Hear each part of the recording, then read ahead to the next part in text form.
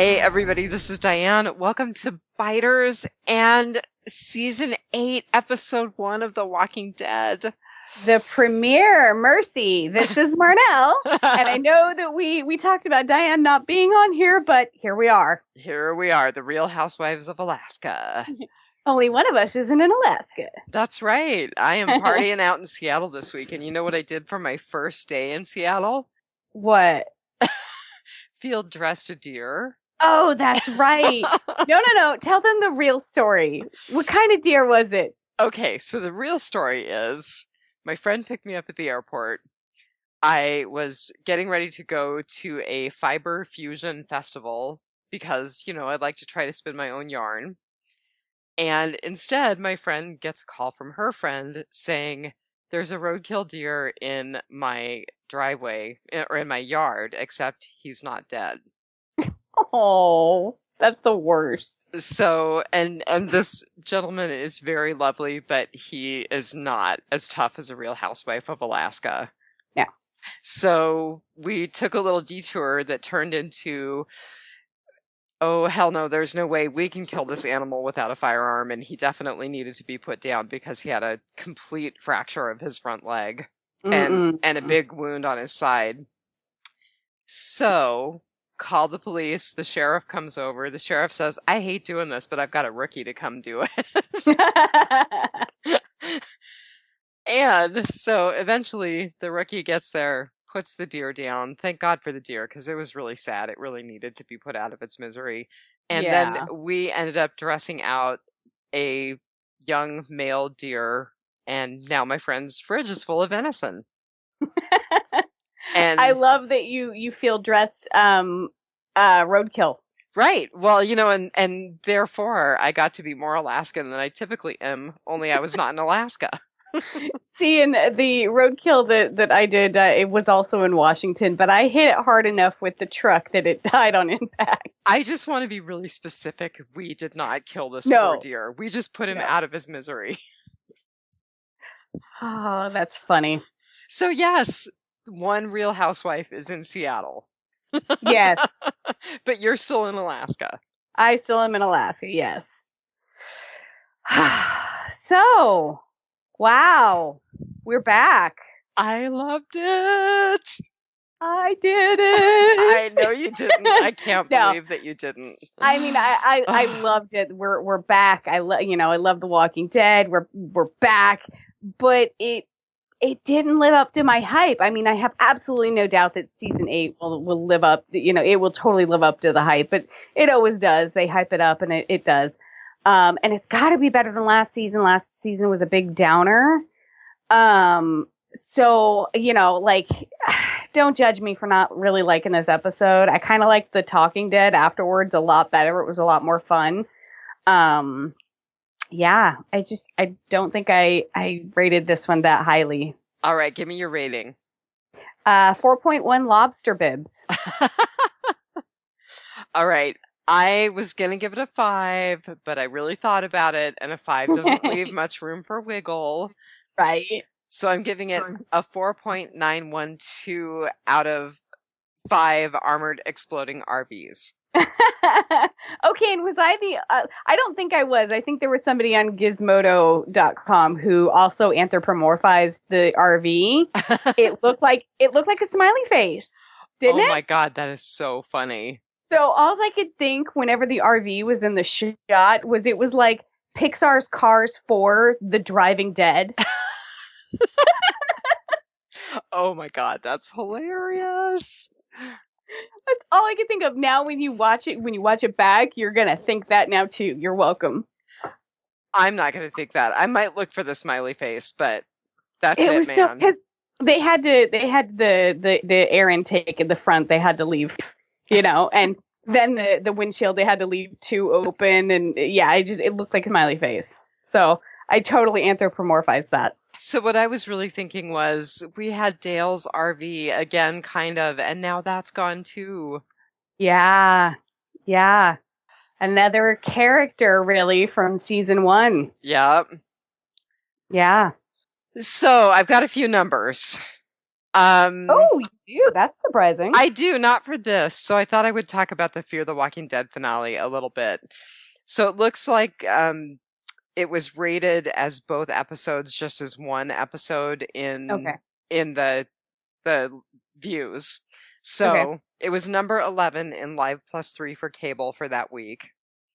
There were 2.2 million on the same day and almost 3.5 million by Live Plus 3. Not bad. Yeah, it really wasn't bad. I mean, I thought it It's was really still, great, but it's still huge. One of their, it's one of their biggest series on AMC. So I think it's sticking around for a while. and it really had a significant gain in Live Plus 3. So I think that bodes well. So I'm sure there's a lot of listeners just joining us from. There's probably a lot of them that don't watch Fear the Walking Dead. Mm-hmm. I really think you should start, because there was a little online blip the other day, and I can't remember where I saw it, but they said that they think that they're setting Madison up to become like a female Negan, and this is the whole, we get to see how the bad guy becomes a bad guy. We get to see the other side. And I am so on board for that. That would be so redeeming. If she is the bad guy, I'm all for that. Go for it. Okay, that I would would be love to see that. super cool. Yeah. Yeah. I And think they should totally do. If they weren't even planning to do that before, you should do it now. well, and there was that comment from one of our listeners that maybe we're looking at, in fact, I think it was Thomas Reese, that maybe we're looking at the beginning of the Whisperers. Oh, yeah, that's right. He did say that. And the female, there is a woman in charge of the Whisperers. That's right. So, that may be more accurate than we know. Yeah, I would love to see Madison become the bad guy. That for me would redeem her character in my book, because, well, the villain is always the hero of their own piece. And so, I can totally see that in her, where she constantly thinks she's doing the right thing at the time, and she's not. And I could see how this could just be a huge downward spiral for her if she, lost all of her children and was betrayed by everybody, and, started building a following of Troy's, and, I could see this. Like, this could work. Do it. Well, and I have to be really honest, when I was listening to Rick in this episode, I was like, I can really see this time that if we didn't love our group so much, that they could easily be the bad guys.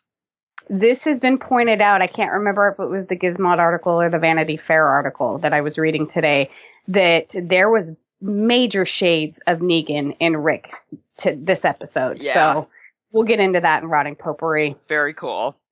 Awesome. So, let's see. The title, Mercy. So it obviously comes from the quote from the Quran, "May my mercy prevail over my wrath." Yes. And then Rick says at the very end, "My mercy prevails over my wrath." Yes. So I thought that it was interesting that they had that, and they had a character specifically unnecessarily mention that he was Muslim. Well, not necessarily unnecessarily. Right. So I think we're headed into a comic book character, right? Right. So yeah. I didn't know this because I haven't read that far ahead in the comics, but apparently there is a character named Sadiq who is pretty significant, and there are people who speculate that this is the introduction of Sadiq. Yeah. Yeah. And it was an interesting introduction, because I saw a couple articles where they talked about how the different approaches that Carl and Rick have to strangers, and that's just there's going to be a huge difference in their leadership of how they, approach things, because of how their experiences have jaded them and shaded them. Rick was all for chasing him off, and he thought he was the good guy for shooting over his head, know, which is Rick's idea of mercy. Right. And Carl goes back and, has the note that says sorry and a couple of cans of food. So that's his mercy. So the young man that I was watching it with, my friend's 17-year-old Ben, hey Ben, um, said that Carl is the man that Rick used to be. Yeah, and I think we saw that in the like complete reshoot of season 1, episode 1, Oh yeah, absolutely. that they did with Rick and now with Carl's character. I mean, Yes. shot for shot. It was pretty cool. Yeah, it was. So I just wanted to say that, in terms of mercy and in terms of mercy prevailing over wrath, so Rick didn't show any mercy for Sadiq. No. Rick didn't show any mercy for the savior that he decided to feed to the walker. Right. And I just really feel like we're going to need Rick to find some balance again. Well, and he didn't show any mercy for the saviors inside. They had told all of I think they called them, are they generals? Lieutenants. Negan's generals? They called them the lieutenants. They could surrender, and so could all the saviors inside, but then they released thousands of walkers upon them, Right. not giving a care for what's going to happen to anyone inside who didn't get the chance to surrender. So there was no mercy there. Yeah, so it was a really interestingly named episode. But I think you're right. Yeah. I think we see that Carl's quality of mercy is going to be entirely different. Yeah, absolutely. So I'm not going to spend any time on writer and director because it was written by Gimple and directed by Nicotero. Shocker! Except to say that I wanted to reflect that Nicotero is now so incredibly well known, and for most of us, he was really an unknown when we started watching this series. So I think that's really cool. Right. And I loved his appearance on The Talking Dead, and he brought in his old animatronic severed head from Day of the Dead when he was which they used as a prop in this episode. Yes, at the very, very end. Yeah. Yeah, that was amazing. I also actually really enjoyed Scott Gimple's appearance on Talking Dead as well. Yeah, well, yeah, everybody like that. I loved that episode of Talking Dead. Like I could watch it again. I probably will. Yeah. Yeah. So, who did I pick as featured cast? You ask yourself. Oh, I didn't see. There's so much that I wasn't even thinking of featured cast. Well, I actually picked the guy who is playing Sadiq, or at least we think he's Sadiq. So, yes. The call went out for auditions for someone named Aboud. And then in IMDb, they actually refer to him just as Strange Traveler. Huh. But he said that thing to Carl about having what his mother said to him. Right, investing in the Strange Traveler. And initially I thought he was referring to Carl as the Strange Traveler, but then on rewatch, I realized that he was actually referring to himself. Right. But so I do feel like this person is going to be really significant. I do feel like we're seeing the introduction of a significant character. So the actor was Avi Nash. I hope I'm saying that right. And he actually only has like 10 actor credits so far. He graduated from the London Academy of Music and Drama Arts in 2016. So he's a baby. Well, congratulations to him for scoring a Walking Dead role. Right? Yeah, this is going to make his career. So a couple of other things. He was in Barry, which was a movie about the young Barack Obama. And he had like one episode of Silicon Valley. But the other stuff I didn't really recognize. It was a couple of shorts. It looks like he's going to be in a movie in 2018 called Breaking Tradition. It's in post right now. And the thing that I thought was super interesting is that Sadiq is actually from Oceanside. Yes. Which I didn't realize that Oceanside was in the comic books, and it apparently is. I thought we established that when we talked about Oceanside previously. Really? I didn't think it was in... I didn't think Oceanside or the Trash Heap people were in the comic books. But the Trash Heap people I don't think are. Yeah, but apparently Oceanside really is. Yeah. And he actually tells Rick about Oceanside. That's how the group finds out about Oceanside. Ah, so we're backwards. Yeah, and it sounds like they actually appeared a little bit after the start of All Out War. So they're Hmm. there, and this character is potentially a significant character, but it's kind of out of order, which is Right. fine. Yeah, that's just one more thing that, you could never predict based on the comic books, Yeah, I mean, I agree. And I actually, I haven't read that far ahead. I think I just read the first few episodes of All Out War a few months ago, and I actually downloaded a couple more of the books tonight because now I'm really feeling the impetus to do some reading ahead again. Not that I will let it spoil any more than I just have. Oh, I totally spoil it. I read all the articles about like that's how, I haven't even read, book one, and I knew of the character Sadiq because, once an episode airs, I go and I read all the articles about it. So, By the way, for people who are on the West Coast, it sounds like Costco has a killer deal on the compendiums, which are huge. They're probably a couple hundred pages each. So if you want to start collecting the books and you haven't, it sounds like that's a really good place to start collecting them. nice. Yeah. Nice. Well, we're going to keep it old school. We decided that since the Real Housewives have the floor, we're going to do good, bad, and ugly. Yep. So go for it, girl. Tell me what your good is. I loved that we touched bases with every single person in this episode. I mean, even as minor as Rosita pouting on a porch, Which Christian Serratos we explained had, that. yes, yes. And, we saw Michonne in the flash forwards, and then we saw her in, I think, like one scene in the current. We have,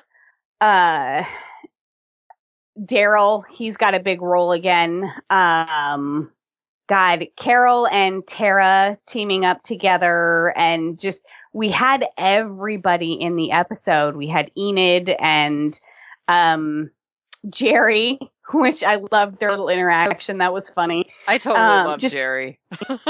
And of course, we knew where Gregory was going when he left, and we touched on him. We did see Eugene, which we had talked about in our SMG podcast marathon, which you can go to Capes and Lunatics YouTube page and watch the Real Housewives do a live podcast.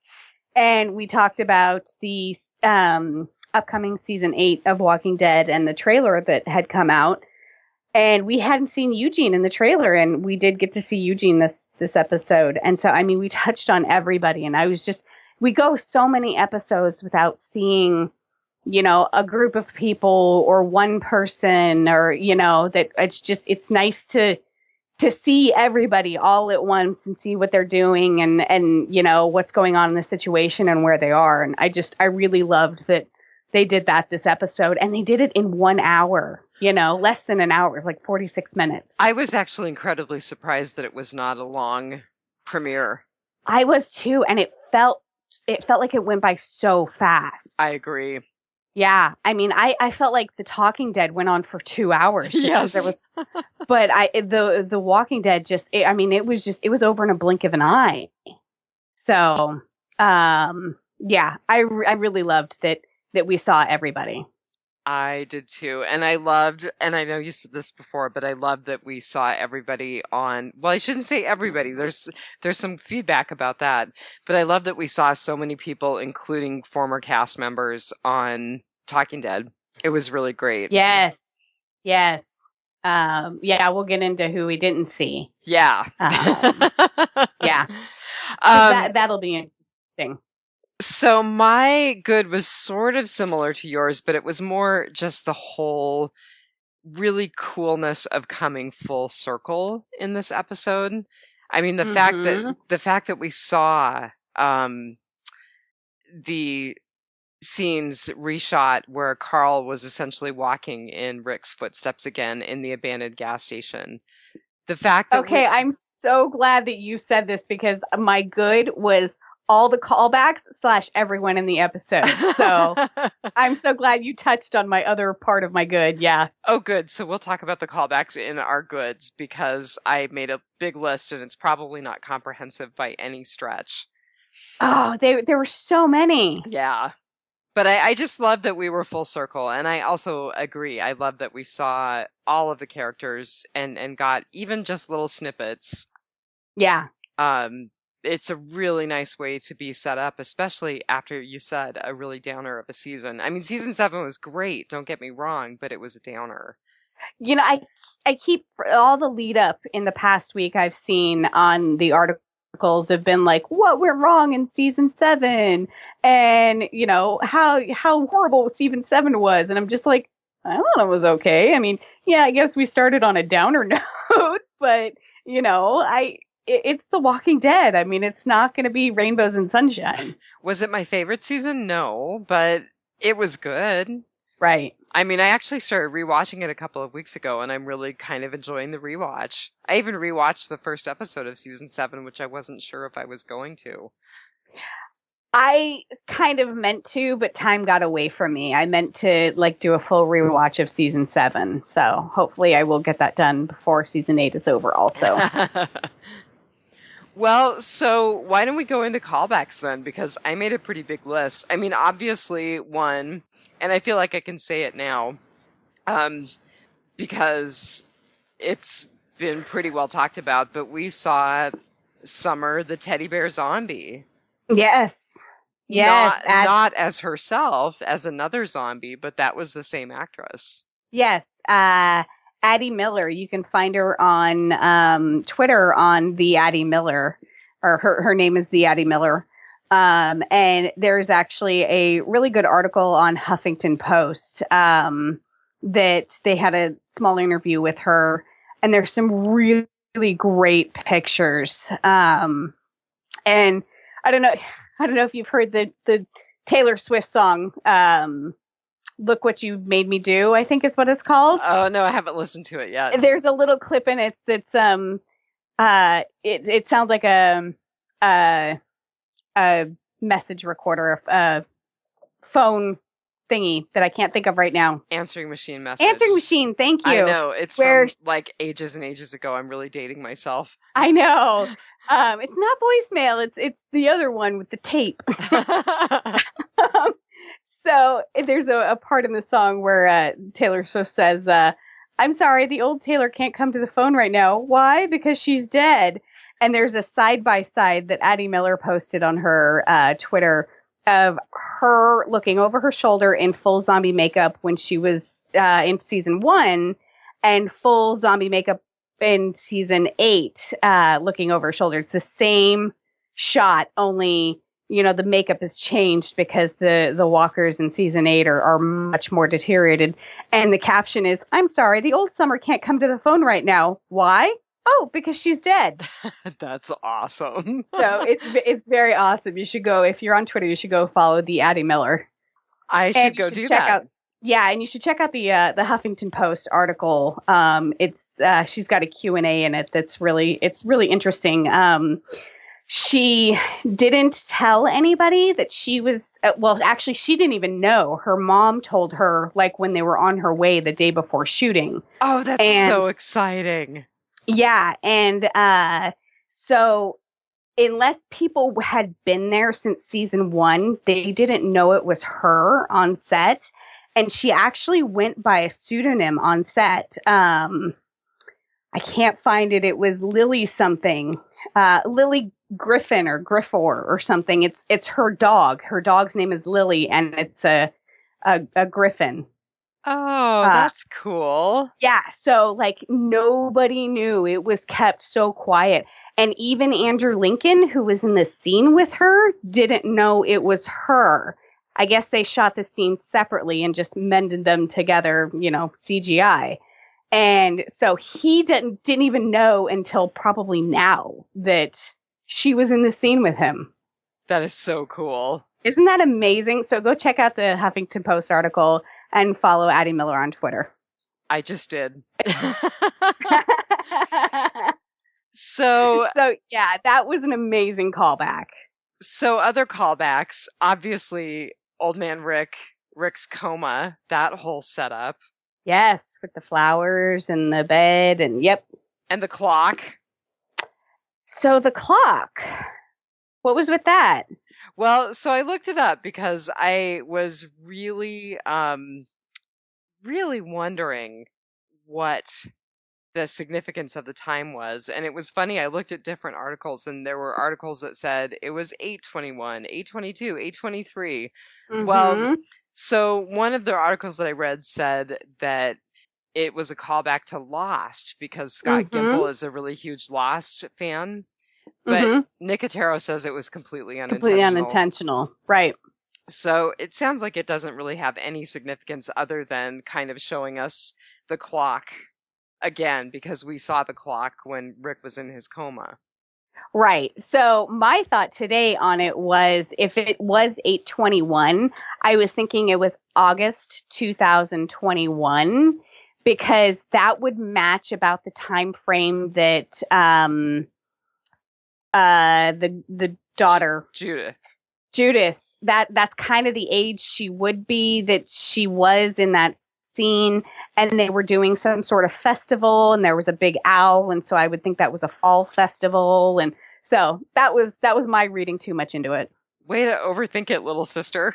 Yeah, going back to my preacher roots. Right.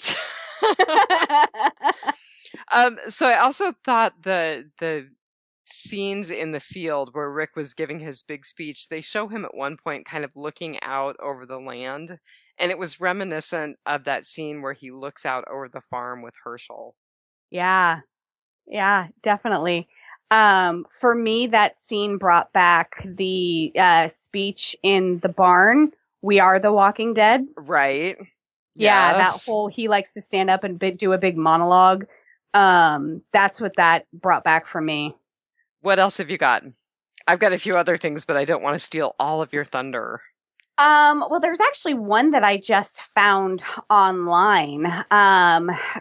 When Carl takes the 2 cans of food out of the backpack to give to the strange traveler, Uh-huh. it is an orange backpack. Oh, I missed that. Okay, and the orange backpack That's significance. Glenn. Well, and when Rick, Carl, and Michonne are driving in season 3, To there's go a to go hitch. see Morgan. To There's a find Morgan. hitchhiker. Yeah, there's a hitchhiker wearing an orange backpack, trying to get a lift, and they keep driving But they past him. end up getting the backpack on the way back because he's dead. Right, right. Yeah. So, yeah, there's the orange backpack. Very cool. Yeah, I thought that one was pretty nifty. Someone had a really good eye spot in that one. So did you notice that Carl was driving the Thunderbird van? Had the Oh, big I Thunderbird painted on the side? didn't. Yeah, the same one that they were driving when, oh God, what was his name? Noah got killed. Oh, I didn't notice that. Yeah. Huh. Interesting. All right, what else you got? Um, I don't. I didn't keep track of them like you did. So Daryl leading the herd of walkers on his motorcycle. Did we This see that last season for remember the he did that. quarry? Yes, Okay. yes. Yeah. Carl showing his dad's compassion because it made me think of him putting down Bicycle Girl. It made me think about him pulling out that guy's wallet in Guts and talking about the guy who was sacrificing himself in Guts. Oh, You yeah. know, Rick doesn't have that anymore, but Carl apparently has a little bit No. of it. Yeah, and the thing with the horde too is we've seen hordes used as weapons before, not only in Walking Dead but in Fear the Walking Dead also. Right. And so the RV was obviously a callback. I mean, it has Mm. been off and on, but the train car. Yes. I mean, it pretty much that whole scene with Negan and Father Gabriel looked like the train car in Terminus, and I kind of felt like the Sanctuary looked a lot like Terminus. Well, and there's an article on moviepilot.com about the alphabetical symbolism of the letter A. Do you remember last season when Daryl was wearing the sweatshirt? And I was like, what is with some of them having letters and some of them having numbers? Well, and A was one of the episodes that took place in Terminus. Yes, and the train car that they were all herded into was marked with an A. And then, do you remember Sam, the little kid who was like, Mom, Mom, Mom, and got a bunch of people killed? I do, yeah. He was marking his mom and Rick with an A. He had a stamp. Yeah, I mean, and Rick and Carl are both blood type A. There's this weird symbolism with A, and the article talks about how it could be connected with the Scarlet Letter, and the people are all marked for their sins and things like that. So that's pretty heavy. A just keeps coming up in the Walking Dead universe. So, for once it's you with the barking dogs and not me. It's me. I have a new foster dog, and she's very, very needy. Oh, little sweetie. She is. Who is also known as Morticia. Yes.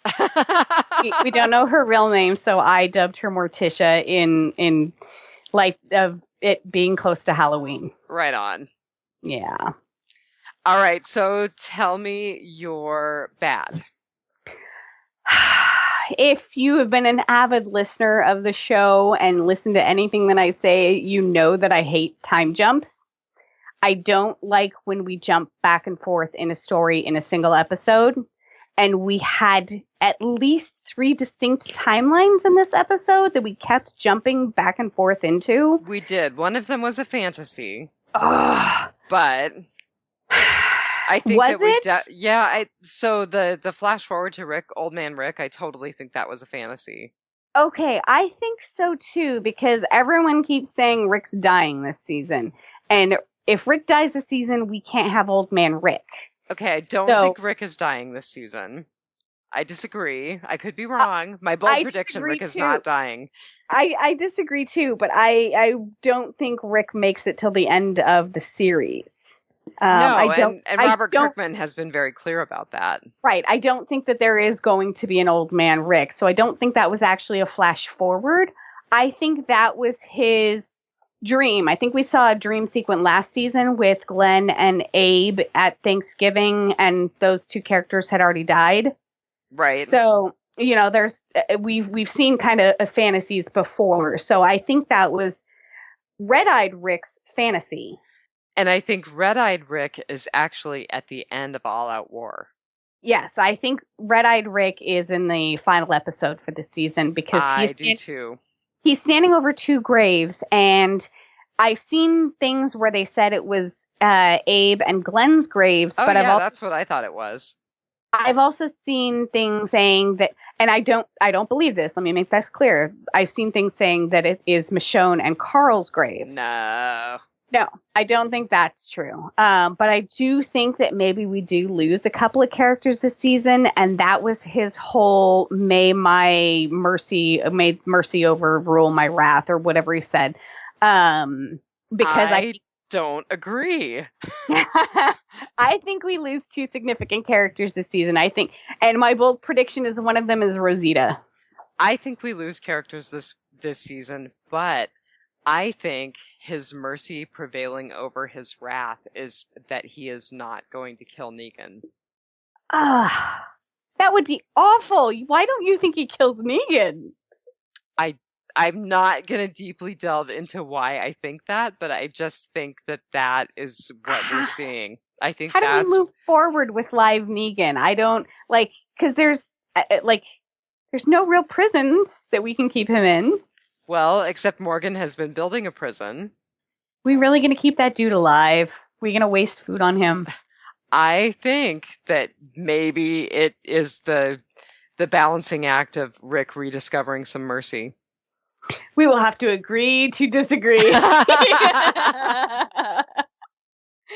So that was my bad, is I hate time jump, especially multiple time jumps like this. And I know the one wasn't actually a flash forward, but I just, it breaks it up. It's too distracting.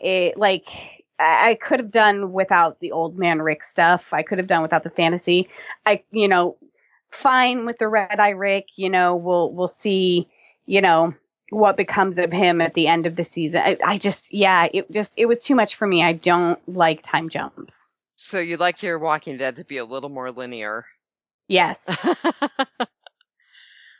Well, so my bad was two things. One was a comment that I made to you after we watched the trailer, which is the Judith that they have currently, not the 6-year-old Judith, but the Judith that they showed Rick saying goodbye to in Alexandria is too old. Toddler Judith, yes. We have not had that much time elapse, I don't think. No, definitely not. If you look at Judith when Negan was carrying her around on the porch last season, that was baby Judith. And I'm thinking this Judith has a full set of baby teeth, she's way too old. That Judith is a preschooler. Yeah, and with Maggie not even showing, that's just a wonky timeline right there. And with what I read when we were looking at the trailer, which is that basically they said last season was all of 19 days, 17 days? They grow up so fast, don't they? So my other bad, I actually had two, and that was why I couldn't give it a 5. They are wasting so many bullets. Oh my god, that was part of my ugly. Part of it. Okay, I won't go into it any deeper then. I'll let you go into your ugly. Yes. So they wasted so much ammo. And the only thing I could think of was that it was because they don't have the people numbers. It was a show of force with gunfire. But why were they shooting out the windows? Well, do we know? Did I miss something? I don't know. I mean, I think other than show of force, I think that's a legit commentary on that. But I mean, they could have shot anywhere. They were obviously going to try and breach the wall so that they could let in the Walker horde. Why not, try and shoot down some doors or something? Why shoot out all of those 5th story high windows and above? I don't understand what the purpose of shooting, and maybe we will get that in the next episode or two, that, the reason why we did that. But, was that just a show of force to the people inside? It seemed really arbitrary. Well, so here's my other thing about the bullets is that in the comic book, Eugene is still with our group and he is making bullets for our group. So they have essentially an endless supply. Right. But they don't have that the way that it's set up. So, I think they're kind of still writing on the premise that they've got an endless supply of bullets and they don't. Yeah, I know. They got a lot of guns from Oceanside, but I don't know that they have the ammo to sustain all-out war for another, 11 episodes or whatever it is. It's going to be another 14 or so. Don't they usually have 15 or 16? Oh, I don't know anymore. Maybe I'm thinking of Game of Thrones and their abbreviated seasons. Oh my god, that's so funny. All right, so what else do you have in your ugly? We've already talked about it. Rick becoming Negan. Right. How he's had these behaviors lately where, the whole he lets the guy get eaten by a walker instead of just putting him down, and letting in the horde to all the people who he was going to give a pass to if they surrendered, and just, I could see where he could turn into a Negan. I don't think that's where they're headed with this, but he's got some behavioral issues he needs to work on. Absolutely. Yeah. And that kind of actually leads into my ugly. Oh, good. Which is this whole thing as a reference to Henry V. And I had kind of jokingly said that when we were podcasting a couple of weeks ago. But and then Ezekiel totally used the line, "For he today that sheds his blood with me will be my brother." Yes. Which is from Henry V. And then go ahead. He mentioned on the Talking Dead that, that it's his favorite play. Yeah. So, I had jokingly been referring to that as Rick's Henry V speech, and then it really turns out that it is. And even the language that he used, this is ours by right, Yeah. was very medieval language. And the thing that I wrote down is there's no celebration and there's no shame. The whole feeling was really weird. And I don't know, it was just kind of cool for me that there really was that synchronicity of him being Henry V. Mm-hmm. And I was looking at some stuff online about Henry V today, and people either portray him as the savior of his people or as a real bastard. Yeah. And there's So, no in between. So it kind of goes to the whole the villain is the hero of his own story. yep. Uh, History is written by winners. So, it just depends on what side of history you were on. right? So I wanted to also just say to people while I was talking about my ugly that I feel like I need to go back and watch the version of Henry V that was released in 1989, directed by Kenneth Branagh and acted in the main role by Kenneth Branagh, who many people may or may not know as the former husband of Emma Thompson. Oh, um, that's funny. that film has tons of really great actors in it. Derek Jacobi, Brian Blessed or Blessed, I can't remember. Christian Bale, Judi Dench, Emma Thompson is in it. So it was a really amazing movie for its time, and I really was motivated after this episode to go back and watch it again. You didn't hear that, did you? No, what was Okay. I clicked on a tab and it was cars revving up in an ad. So I'm like, oh crap, that's really loud. So if anyone hears that, I apologize for the super loud cars revving. Look, and I think it was the Disney's Pixar Cars. So you know that I'm podcasting outside of my normal realm tonight, and I'm wearing this gaming headset, and it just feels really awful. So if I'm shouting or not enunciating clearly, it's because, the tools really define the end product. We're doing it live. We're doing it live. So I think we're at rotting potpourri. And there is a lot of it. Oh my God. You lead off because I have so many notes. So much.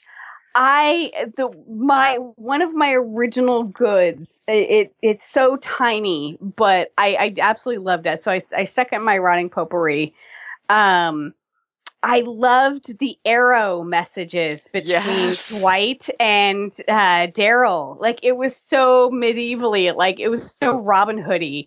And so Henry V. Yeah, so I loved that form of messaging system that they came up with, I think that was it was perfect for the two of them and for, the palace intrigue that's going on. So I absolutely loved that. Well, and I decided that it was really interesting to have two people who were shooting at each other with intent to kill last season. Now they're communicating by shooting at each other. Right. That's awesome. So did you notice when they were showing Dwight standing next to the zombie on the fence that the zombie's face completely mirrored the damage to Dwight's face? Now that you mention it, I can think back to it and see it in my head. Yeah. It was pretty cool. Wow, that's cool. That is cool. What was with the why do you think they had armbands to differentiate the different colonies? You know what I really think? So, I mean, when I think about it from a practical standpoint, I think, okay, it's a way for them to identify their people in battle, right? But why wouldn't you wear all one color? Well, so maybe they were able to differentiate who was from what settlement. But you know what I really think? I think that they were wearing armbands in honor of George Romero and the stuntman who got killed, whose name was John Berniker. I really think that's what they were about. Huh. Okay. That was the first thing I thought of when I was just kind of thinking about Easter eggs. So okay, because I was I didn't understand the purpose of the three different three different colonies wearing, different colors. I could see, differentiating your people from the saviors, but because some of these people are just meeting for the first time. And one of them pointed that out where it's like, I got your back. And he's like, I just met you. And she's like, we all just met each other, right. And so I could see why you'd want to differentiate your people from the saviors, but to have different colors for the different colonies didn't make a whole lot of sense to me other than just like home team pride, I'm wearing my team's jersey. Yeah, so I know. I thought that was interesting that they wore different color armbands, and maybe that'll come up. We're only on season 1, or we're only on episode 1. Right. And we're just getting the beginning of the war. Right. Although I do have to say Rick's comment to Carl where he said this is going to be the end of it. Really? Okay, famous last words was what the kid I was watching watching the show with said. Right. That's funny. So, what do you got? Let's see. So I was dismayed that Weird Al persisted into the zombie apocalypse. Yeah, I saw some stuff on that, on why they did it. I still really don't understand, other than I think, was it Gimple was a Weird Al fan? I don't know, was he? That would fit his type. Yeah, I think it was just, I feel like it was the absurdity of the moment, the flash forward fever dream of red-eyed Rick, that, maybe it was just putting a fine point on how absurd that moment was. Well, and I just will share with people, the song was Another One Rides the Bus. Which I am not saying that I don't like Weird Al. I like Weird Al. I love his absurdity. It's just that, yeah, it was a little weird to have him in the zombie apocalypse. It was totally weird. Yeah. So one of the other things was when we first met, we'll call him the strange traveler, I wasn't sure that Carl wasn't hallucinating, especially when Rick ran into the scene and started shooting. I was like, Carl's losing it. I was like, because it was like a disembodied voice, and so it was a little weird. I don't know if that's exactly what I thought, but I almost thought it was kind of a trap, maybe, and of course that's what Rick thought it was. He thought that, he was a savior spy. Mm-hmm. But I didn't think savior spy. I just thought trap as in, lure someone into a gas station and then, kill him and rob them. Just a random Joe at a, truck stop. So I really liked the line where Rick said, I hope he's going to make it. And then Carl responds, it's not going to be enough, Dad. What do you mean? Hope. Yeah. Yep. Yeah, definitely. I love the way that we made use of Hilltop's forge and we armored all the vehicles. Yes. Oh, finally, why haven't we done this before? We are in the zombie apocalypse.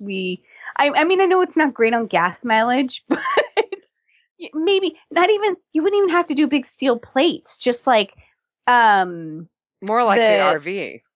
Not even that. Even just fencing, where if something breaks out the windows, the walkers still aren't coming in. Oh, good point. Some chain link fences over the cars or something. I feel like this should have been done before All Out War, but I really like the way they made use of their blacksmith and their forge at Hilltop. And now in season 8, we're assuming that there is still enough gas to power those cars. Well, and it's not even about enough gas. It's like, if anybody has ever left their lawnmower sit for a year or their snowblower sit for a year, or anything that takes gas, and you haven't put the additive in it, that thing ain't starting up next year. There's no more combustion. There's no more spark. So I don't know where they're getting all this good gas. I think we've talked about that before, and I think we never did come up with an answer. Nope, it's just magical zombie apocalypse gas. So I have a question about the notched gun that Daryl was using. Mm-hmm. Where have we seen that before? I couldn't place it, and I know that we I know So we've I seen it before. think that you're thinking of the gun that has Lucille carved on it.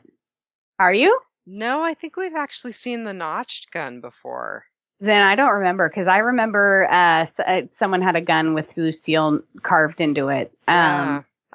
I think we've actually seen the notched one before. So shout out, guys. Let us know if you remember where it showed up before. Yeah, definitely. That would be some cool intel. So the other thing that really got me was Morgan is a full-on killing machine, humans and zombies. I am so glad Morgan is back. And Carol Oh, is back. yes. No more whining from those two. You were getting as bad as Lori. Which Sarah Wayne Callies was on Talking Dead. She was. So I was happy to see that. I know that there are people in the fandom who don't really like her, but I was happy to see her come back and say congrats. Well, and it's not like I say. I hated Lori. You know, I don't. Not Sarah Wayne Callies. Right, and this is not a documentary. Right. Like Jade, like yeah, Josh McDermott. Josh McDermott, and then Pollyanna McIntosh, you know, she was like, people love Jadis, people love to hate Jadis, and I like, well, you know, like, thanks for the hate, you know. I appreciated that she could poke fun and laugh. Yes, and again, I think I have said before when I talked about watching her in other movies, you know, she chooses very interesting roles, but she is a very pleasant woman, it seems, in her interviews, and you know, she's a good actress. Otherwise, I really do not like Madame Trash Heap and the Garbage Pail Kids.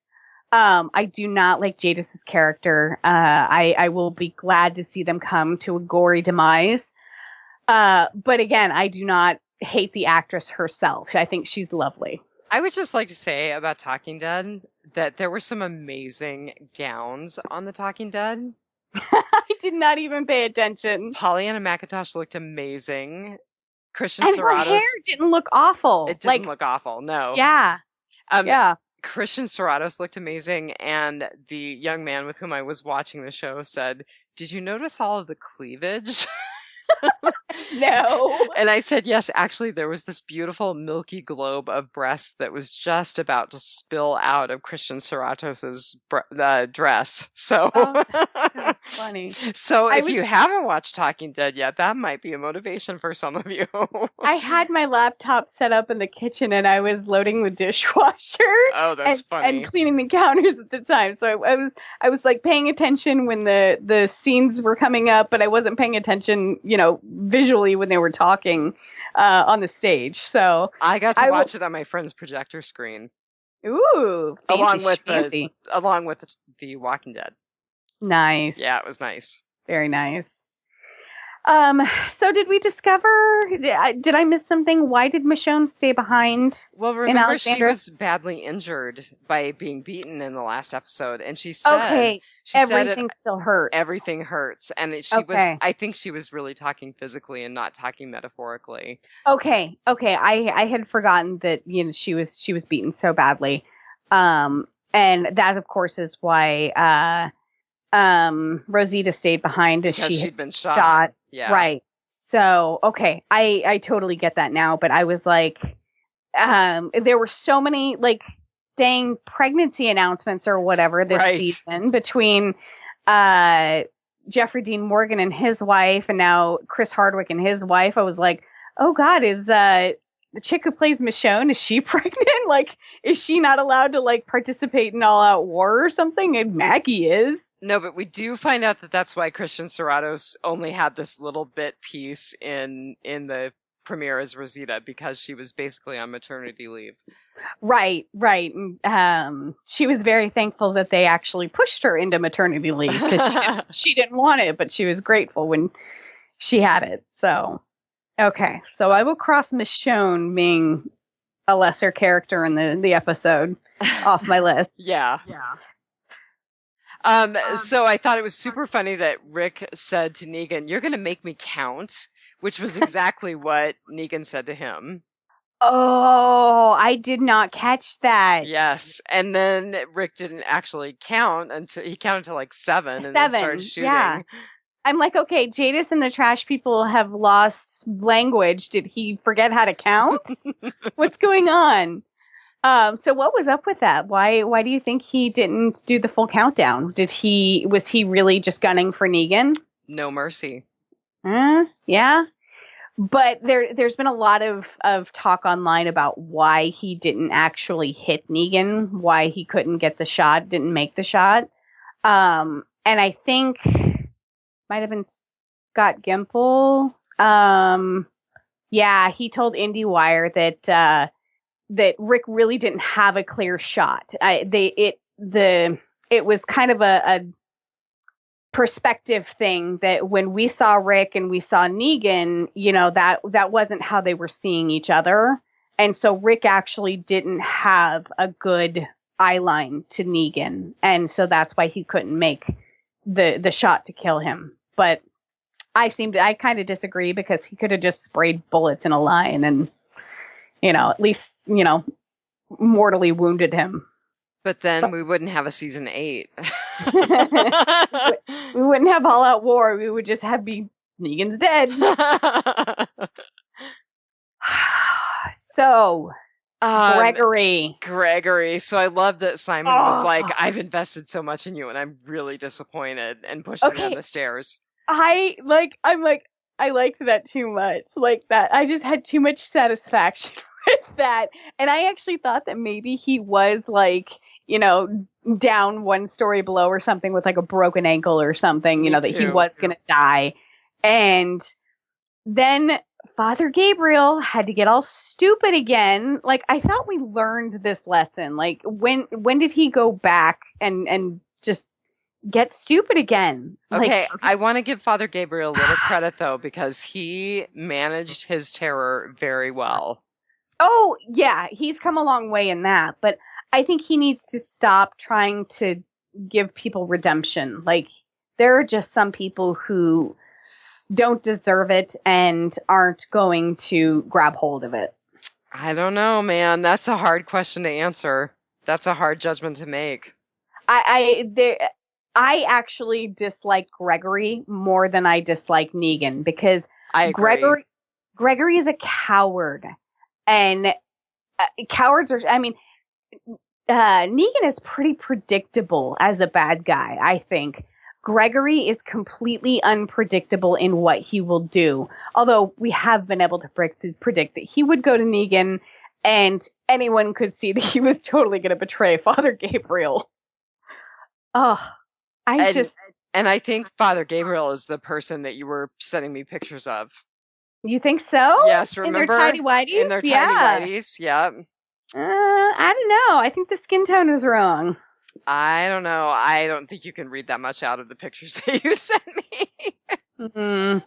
I think I saw Eugene's pasty white legs and not Eugene's chocolatey, or not Eugene, Father Gabriel's chocolatey goodness. That is so funny. So, did you catch the callback with Negan and Father Gabriel? At the very, very end of the episode, when they were pulling away from the trailer that they were both trapped in?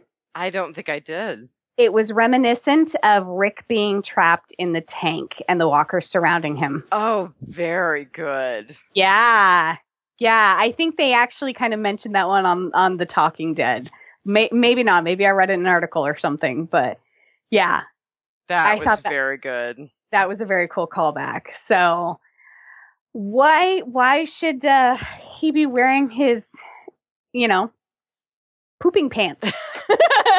We'll try to keep this PG. I don't know. I was thinking that maybe there were other saviors in there with Negan, but it looks like it's just Negan and Gabriel. So is he saying that because they're surrounded by zombies? Or is he saying that because he's threatening Gabriel? Right.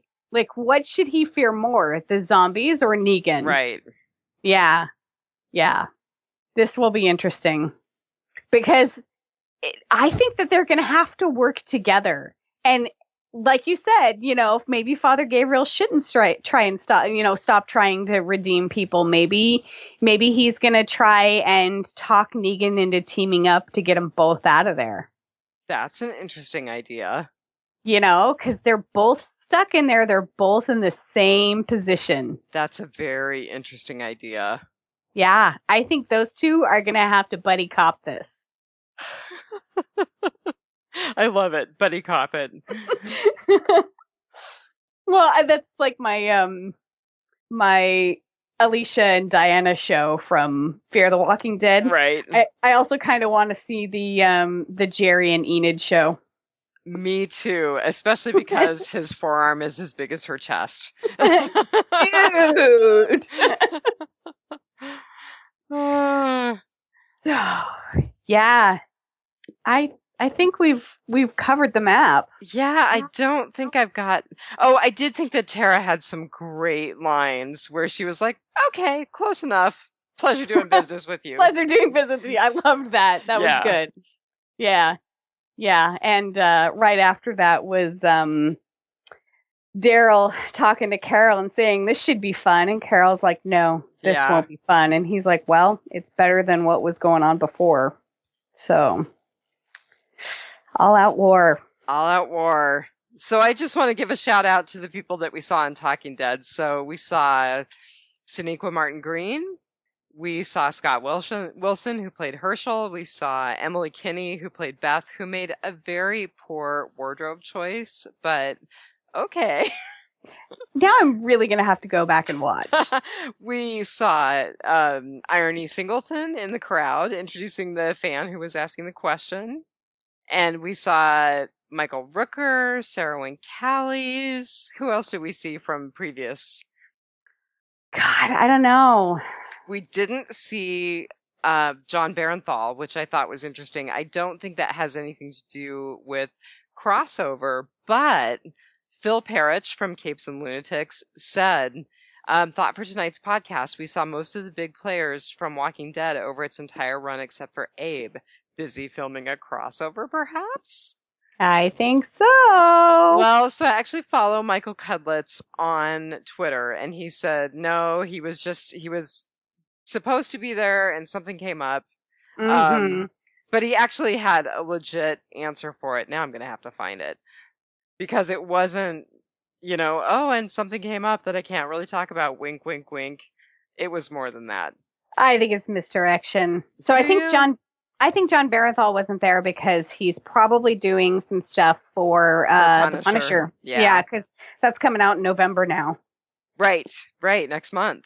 Yeah. Like less than a month, probably, actually. Yeah, I think it was actually supposed to come out this month, but with the tragedy in Vegas, they pushed it a month so that it wouldn't be so close. Okay.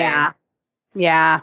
Unfortunately, real life crosses over and affects fantasy. Oh, so he said, they had me scheduled as a guest. I had to cancel very last minute due to filming. He does not say what he is filming. Dun, dun, dun. And he says, no time to do a video. I love you all. No time to do a video. Maybe because he looks like Abe? Maybe because he looks like Abe. Yeah. Because even Lori and Glenn and everybody did a video. Oh right, yeah. Stephen Yeun did a video. I forgot to say that. He was in an entirely different country. Yeah, doing and he did a video. So I think it's because he looked like Abe. Because he looks like that big red-headed palooka. Mm-hmm. That'd be cool. Yep. Yeah, I'm thinking more and more that he's the crossover, as much as we joked last episode about like all of the different potential crossovers. They are headed to Texas. They are headed to Texas, to Houston, as a matter of fact. Yep. Well, girl, yep. I don't have anything else, and I don't either. It's getting late here, and I'm going to go hang out with a pediatric nurse practitioner tomorrow and look at snot all day long.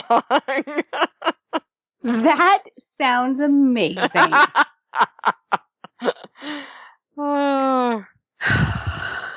Well, should we? We should try. All right. You Take start. It. One dead day at a time. We're so bad at this. No, I thought that was pretty good. I thought that was our best yet. Oh, no, I thought last week was our best yet. Let us know on Facebook. Give us a like and a rating on whatever platform you listen to us to. iTunes, go on to SMG, Southgate Media Group, and let's do a few podcasts there. Right on. Support them on Patreon. We don't do this for the money. We do this for the love of The Walking Dead. That's right. It brings us all together.